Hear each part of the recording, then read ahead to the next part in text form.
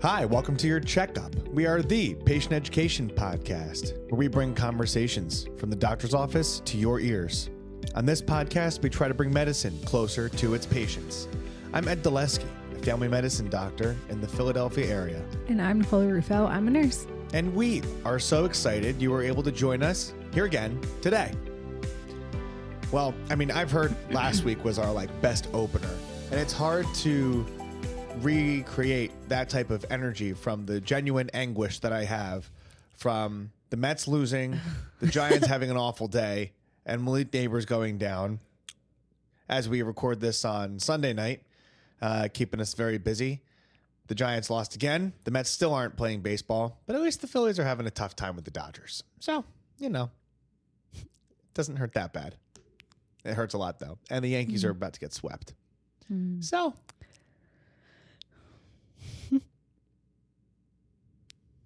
I'm very full. Me too. We overate. And I made white chicken chili again, and it was so good. And we just kept going back. Just can't. Going back. Can't stop. Can't stop. Want to keep going. You love that dish. I do. It's so yummy. It's a fair amount of ingredients, and I really like making it. And it's fun. It's easy. Kind of simple. But it's great. Let's see. We worked on our list here, and you wanted to talk about something that you didn't, but it was a really funny thing. The rock. Oh, yeah. The anthropology rock. What are you seeing? Oh, my gosh. This is one of the funniest things I've ever seen. So people, mainly girls, are doing this trick on their boyfriends, husbands, dads, whatever, saying that they ordered a rock from the store Anthropology. And if you don't know, Anthropology, they have clothes and stuff, and then other sorts of house things, candles, those sorts of things. And they're pretty expensive. So the whole shtick is that the girl opens this box of a rock that she got from the backyard. And then she's and usually someone else is in on it, a mom or a daughter or something, and it's kind of given as a gift. So she opens it up and they're like, oh my God, no way. Is this an Anthropology rock? Oh my God. And then they're trying to talk to the guy and they're like, no, you don't understand. It's sourced from the earth. And then the dad will be like, I'll go source a rock from the earth in the backyard for you. But what was even funnier was that this prank TikTok got so popular that the Anthropology marketing team, I guess, made these fake TikToks about the rock collection and how it was 20% off. And there were, I think, 2 or 3 TikToks of a fake anthro setup in the store. Oh my God. These deals that they were running on the rock collection. Stop. So then girls were doing this prank at home, and then they would get out their TikTok and be like, no, look, and they're on the Anthropology website and they're like, look, they're 20% off. I got it for a steal. That's crazy. I know that was the thing that you were missing. And it was it's so funny. Talk about this. And you showed me later that night, and I thought it was a hilarious thing. The Anthropology rock. Yeah. All right. Tell us about your adventures with your skin. Oh my God. Yeah. Take a sip of water first. Adventures with my skin. Where do we start? Well, you were born. Well, I was born. So I guess Monday or Tuesday, I start having what I think is an eczema flare. That's what it kind of looked like at first. Flat, itchy, whatever. Mm-hmm. Kind of looks like eczema. And I was like, oh, okay, whatever. This happens. It's the change of the season, whatever. But then over the next day or so, it evolved into these blisters looking bite things kind of. Mm-hmm. Well, it looked like a little red, what would look like a bite or so we thought. And then it would blister and it was oozing and I looked like I was diseased, and it was kind of my, ugh. So then they would kind of evolve from these bite looking things to blisters. And it was on my thighs, kind of just above my knees and behind my legs. And I looked diseased, and then I was covered in these blisters and were oozing, and it's gross. But when we first started noticing that they kind of just looked more like bites or red little dots, the first thing, I was like, oh my God, we have bed bugs. like pop out. I was like, I have more. It's like spreading. I have more bites. We have bed bugs. So it's 6 a.m. and I'm stripping the whole bed. And I'm like going around every single inch of it with my flashlight. I'm like lifting up the mattress, looking in the box rate, like doing all the things. There was not a bed bug to be found or like a dead carcass bug of any sort. Our bed was totally clean. I did vacuum it though, but bed was clean. So I washed the sheets. I'm like, okay, we don't have bed bugs. I feel better. So then these like bite blister things start popping up more and kind of in like the same area, questionably in a line. And then we're like, oh my God, I have scabies. Yeah. That was the part where it hurt. Eddie like was at an Airbnb. So we're like, oh my God, this started happening around like Monday. You got home on a Sunday. I was like, you brought home scabies from there. Like, yeah, it's my fault. And to where like, I like got prescribed like a scabies medicine because I was like so convinced that like, this is what it was, even though like we really would have like no reason to have that. Right. Wouldn't have been a good reason. Ended up the pharmacy didn't have it. So didn't need it because I don't have scabies. So then on Sunday morning, we get back these beautiful pictures that we took after I had my like hair and makeup trial. We decided to get some photos done from this photographer that I really have liked and like have wanted pictures from her. Wanted her to do her wedding, but she couldn't, blah, blah, blah. So in the photos, I'm wearing like a sweater dress, like that kind of comes above my knee. And then I'm wearing knee-high boots. So the part of my leg that is exposed is that area on my thigh right above my knee. Wait, you don't have anything on your calves either? No. Oh my God. Even more. And then like there was like spots on the back of my leg that got infected. So we thought that was somehow like, oh yeah, don't forget that. It was like a cellulitis. Like then we thought that was like, I don't know, whatever. We're like, what the heck is happening? So we get these photos back and we know too much, but to see it every single day. We're like and we noticed that the part of my legs that are like blistering off are exposed, and the pictures were taken at this preserve, but we were like walking through like high grass. We were sitting in the grass. Like she had us doing all like these crazy things that got beautiful photos. Like I would do it again. And then we're like, oh my God. Because then you had one spot on your wrist where your sleeves were rolled up during the pictures, and then like a little spot on your ankle, and your ankles were kind of exposed. So we're like, oh my God, this is like poison ivy, and it was like following the same like progression, like a poison ivy or sumac or oak, you know, whatever, pick a poison leaf. And like, that's what it was. And so got some steroids. I've been putting calamine on it to like dry it out and like do all the things, and it's working. It's working now. So of course, like all this being really critical. And because like we're getting married in a week. So I was like, this needs to be wrapped up within a week. We really got to make a move on this fast.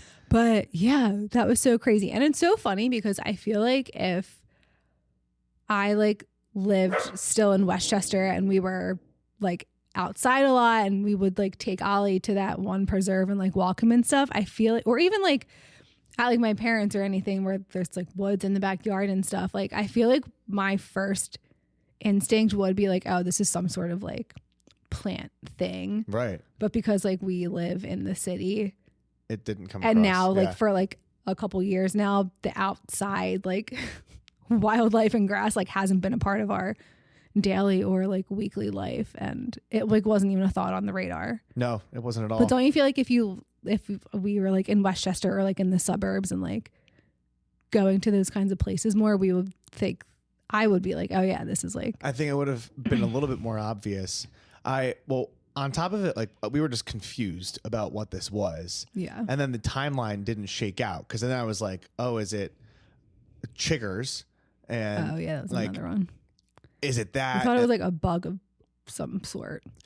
Right. Critter. But then once we started, then I was like, why do I have it? Because it can't just be a you thing. Yeah. And then like we weren't, there was nothing to get bit. So then we were doing that, and like that locked it in for me. I was like, wow, that's, and now it's getting better.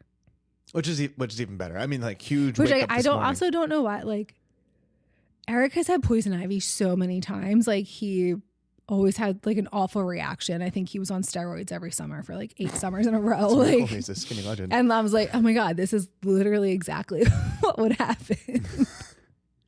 Wow. So dumb. That was a big adventure. Anyway, I believe we'll be cleared up and not itchy. Yeah, I hope you don't have to wake up in the middle of the night now. Yeah. Itchy. And don't have to go to Bali like this.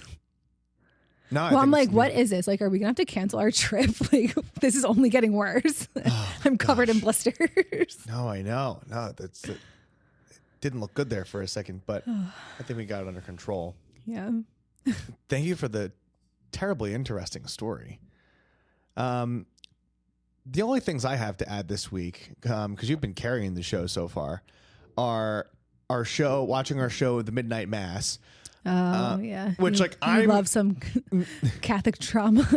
Yeah, there's like some definitely like Catholic themes in there, and it's. Oh my God, it's so funny because Eddie was an altar boy growing up, and I was also raised Catholic, but did not attend church nearly as often as you did. And it's so funny because there's always like the same like songs and the whole like to do and the things that they say in mass. So like anyone who's was like raised Catholic or has been to a Catholic mass like 3 times would like know all the words. But because Eddie was a little altar boy, so he thinks he's like this goody two shoes little Catholic boy. I am. He'll be like, oh yeah. This is exactly what happens. Did you know this is exactly what happens in Catholic church? Like, it's just like this. They have it spot on. I'm like, oh my God. I was like, oh yeah, those bells are complaining about ringing like, the bells. Yeah, those bells. I used to ring those bells. Or like repeating the lines before they'd happened. Yeah. Yeah. And they were, oh no, because they were talking about like the old like translation, and then they like switched in like the 2010s, and they were like, oh yeah, like the new translation's closer to the original Latin, but they like did this bit, and they were like, oh well, thank you, Father, thank you for doing the old version. Oh, and you're like, yep. Wait, this now makes sense. Because he's the pruitt. Well, all right. So, spoiler alert. The show's been out for a couple years, so I feel like people have seen spoiler alert for if you didn't want to watch it. 3, 2, 1. That makes so much sense why he was saying the old one, because he was old, and that's when he was practicing. Wow. That just wasn't like a Easter egg for all the like. This is exactly how they do it. I'm like, yeah, bro, I know. I've been to church. No, it's funny. And it is getting spooky. Normally, I don't know whether it just like, hits in the old cortisone. But it is spooky. And I'm into it. This one, for some reason, is hitting different. We're saving Love is Blind for our flight. And I'm so excited. This is to let you know that we're going to, our next couple episodes are going to be up in the air a little bit. We're going to have something for you to listen to, whether it's an old episode or something new. But we are, getting married and then honeymoon, and we want to respect that. See you never. So that's what I'm telling everyone at work when I leave on Tuesday. See you never. Well, you got to go. You never know. Not for a little while, but never know what'll happen. Let's see. And then it's kind of a little out of place, but I was cooking dinner tonight and just noticed that like the recipes are so hard to like on a phone are so hard to follow along, because I feel like there's a landmine of me like scrolling and then the screen flashes because an ad popped up on the screen. Oh my God, that drives me crazy. Or like there's the life story of the person who wrote the recipe. And then at the very end is like the tiniest little print of the ingredients. Well, usually there's like a print button at the top, and then it'll kind of open into like a document. Oh, well, nope. I've been scrolling. You get the like, it's a phone, but it's like 1/8 the width of the phone of text down the middle. It's too much. It's too much. But that, yeah, I just wanted to share that if anyone thought that was relatable. All right. So why don't we jump in? I mean, we've given the good people 15 minutes of crisp banter. Let's jump in. Why don't we get to work? What are we going to talk about today, Nick? Today we're talking about concussions. Yeah. So it turns out that I've seen this. I mean, I think a lot of people see this when they are talking about sports. We're in football season, but that doesn't mean just for professionals. That means for student athletes as well. And I have seen a few. I had a few experiences. One was covering a game and talking to the athletic trainer, and he said, yeah, like some kids aren't aware of what a concussion looks like, so they don't know. So they like feel that headache after they get a hit and they just keep going. And I was like, wow, that seems like a huge opportunity for like education and engagement, like outside of like their health class if they aren't learning it there. And then on the other side, I get like them back in the office and they're coming in and they're like, oh, like I got hit in the head. Either A, do I have a concussion? Or B, I know I have a concussion. Can I go back? So it prompted me to think like we should do an episode about this because I think it would be a useful tool to have. And why not raise a little bit of awareness about like concussions and where we're at? So that's what we're up to. We'll include all of our resources, references that we use. We have a boatload today. You can find them in the show notes. But why don't we just dive in? So you've probably heard the word concussion tossed around after, like we talked about on a football field or maybe like a fail in gym class. I definitely had that. I was on the Copes course and I fell from a wire, and it's a miracle that it was like a foot off the ground, but I'm tall, and it's a miracle the amount of times on a basketball court or in that situation that I haven't had a concussion that I could tell. So I guess what I really want to talk about is what happens to the brain when we have a concussion. So a concussion is a type of mild brain injury that happens when a bump, a blow, or a jolt to the head, or the body causes the brain to kind of quickly move around in the skull, which is like almost like a sloshing around in water. One of the most important things to know when it comes to a concussion is that you don't necessarily have to lose consciousness. And the vast majority of them, in fact, about 90% of them happen without anyone being knocked out. So that kind of invites a lot of opportunity for not securing the diagnosis early on. And that's a big reason about why they can be missed, because they aren't always really dramatic. Sometimes people can just look a little dazed. They feel a little off after a fall. So it's something important to think about in that way. Nikki, can you take us through a little bit? We talked about like what a concussion is. Can you take us through what to think about some of the signs and symptoms? I can. First sign is most commonly a headache, but then other clues can include being like dizzy or kind of like feeling like hazy or foggy, blurry vision, confusion, and nausea. Yeah, lots of different vague symptoms there. Yeah, and with like younger kids and like teenager, you might notice that they're kind of like irritable or having like a mood change. And another thing to think about is that the concussion symptoms either can show up right away or sometimes not until hours later, which is something to keep in mind.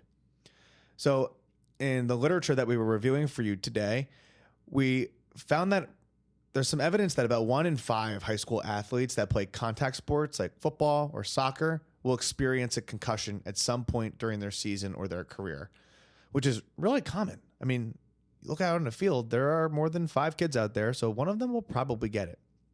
Those are the signs. The next thing we wanted to talk about is what immediately to do in the moment.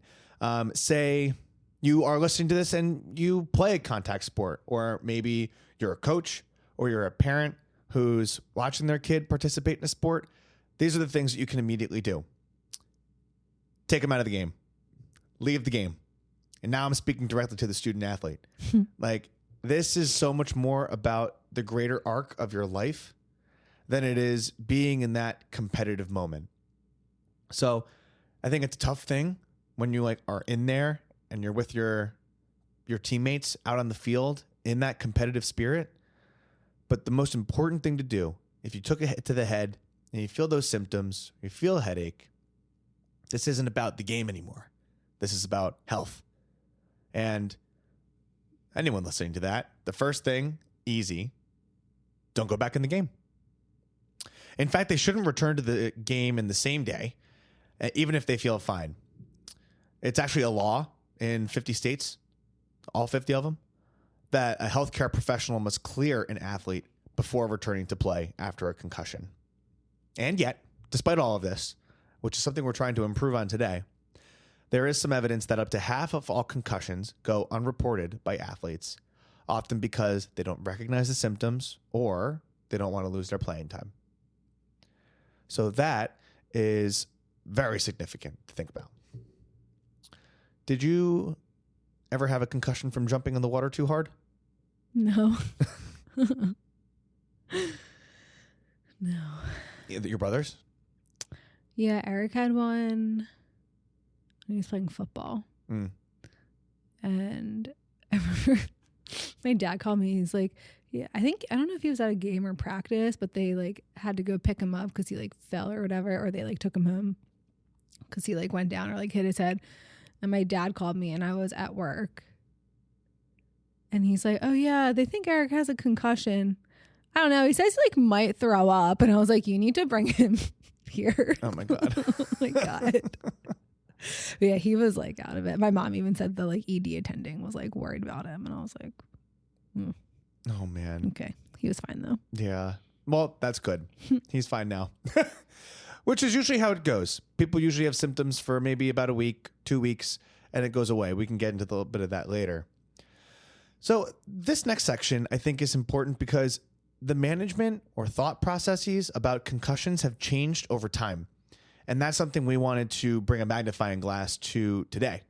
So let's talk about what's changed because it's very different. So do you want to go back and forth or go one at a time? Old thinking, new evidence. Sure. All right. Nick, what was the old thinking? The old thinking is that you need complete rest in a dark room until every symptom disappears. So and isn't there, I don't think this is down here lower. Wasn't it a concussion that people used to say, like, don't let the person fall asleep? Yes. Yeah. That used to be a thing too. Mm-hmm. But new evidence, so regarding the complete rest, is that too much rest can actually slow your recovery. And that gentle movement, even going for like a short walk outside, can help the brain heal faster. Which makes sense. Because any sort of like, and I like currently work on a brain injury floor, like sleep is critical for your brain to heal. Totally. If you have had any sort of like injury to your brain. And yeah, you don't need to be in a dark room. I mean, we have like a special therapy dedicated to like cognitive therapy. So like, you gotta stimulate your brain still. Right. That's so the moving, like putting everyone in a like dark room and on strict rest was called cocooning. And that was the predominant idea. But now things have changed a little bit, where they are recommending a short period of rest, 1 to 2 days, followed by what you mentioned, the light activity that doesn't make symptoms worse. So the old way of thinking was if you feel okay, you can play again. And there's now a lot of new evidence that says that feeling fine doesn't always mean that the brain is ready.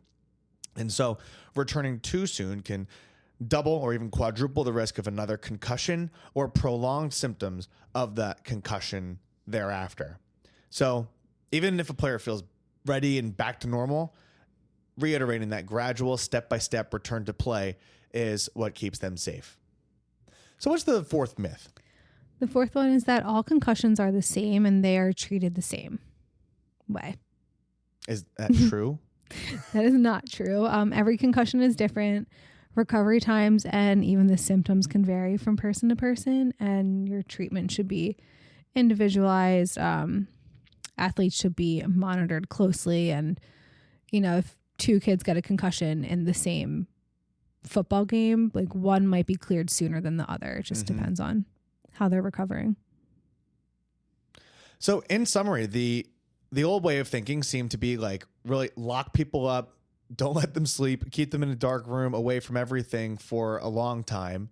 And then after maybe X amount of time, toss them back out there and see how things go, which is very different than how things are going these days. All right. So the next segment that we have is talking about returning to school and sports. So what we have here is that most students recover in about 1 to 2 weeks, but there is the chance that we have estimations of about 1 in 4 may have symptoms lasting longer than a month. And while that's not great, obviously that stinks to feel that, it ends up being okay. And if it's longer than a month or it gets around there, we get into a different definition of something called post-concussion syndrome, which we won't talk so much about right now. But to stay in line with returning to school, a return to school should come before a return to sport. Arguably, education is more important.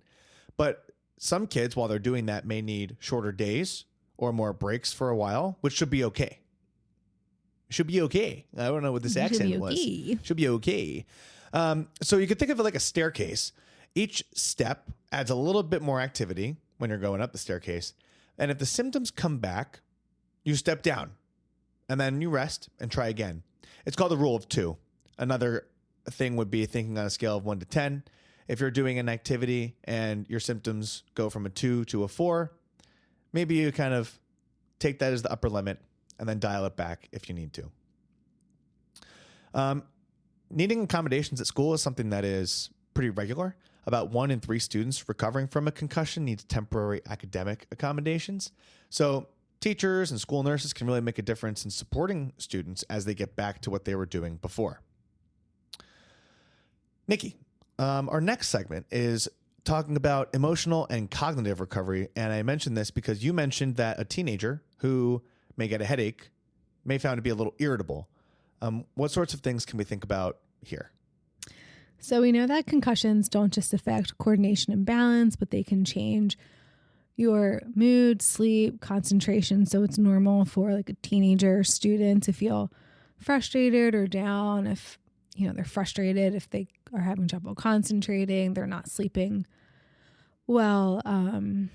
So they can get kind of irritable if they can't kind of keep up with the rest of their class or that's kind of stink. What they were doing before. Like this thing that you weren't planning on having to get, and then all of a sudden it's impacting so many parts of your life. I think in that way, support can be really helpful. Family, coaches, teachers, everyone's kind of staying positive while the brain gets back to what it was doing before. Yeah, that's a big one. So moving on to our next segment, we're talking about prevention and kind of just creating awareness. So obviously, there are a lot of high impact sports. I think of boxing, I think of rugby, I think of soccer, I think of football. Football especially, I feel like people probably look at that and they say, oh, why wouldn't the helmet totally prevent the concussion? And football, they have the helmets because they're great for skull fractures, but sometimes they can't, they don't fully prevent concussions. And so that's why things like proper tackling form, awareness are super important because you can't always see the symptom. Someone needs to declare it. And that's why when me and this athletic trainer were talking, he was like, oh yeah, some of the young guys, it's like a bimodal distribution where some of the young guys may get symptoms and they don't recognize it because they just haven't been taught it.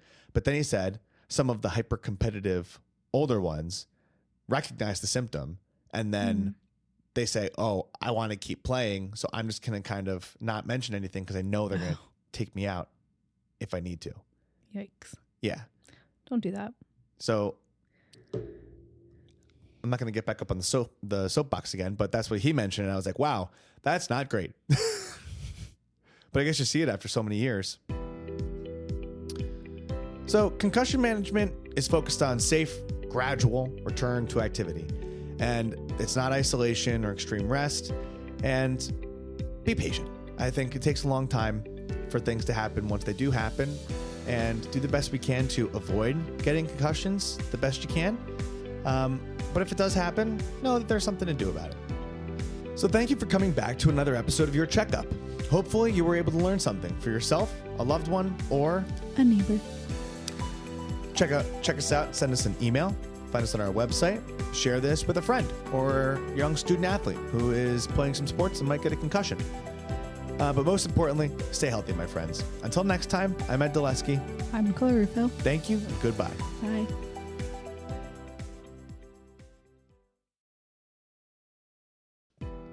This information may provide a brief overview of diagnosis, treatment, and medications. It's not exhaustive and is a tool to help you understand potential options about your health. It doesn't cover all details about conditions, treatments, or medications for a specific person. This is not medical advice or an attempt to substitute medical advice. You should contact a healthcare provider for personalized guidance based on your unique circumstances. We explicitly disclaim any liability relating to the information given or its use. This content doesn't endorse any treatments or medications for a specific patient. Always talk to your healthcare provider for a complete information tailored to you. In short, I'm not your doctor. I am not your nurse. And make sure you go get your own checkup with your own personal doctor.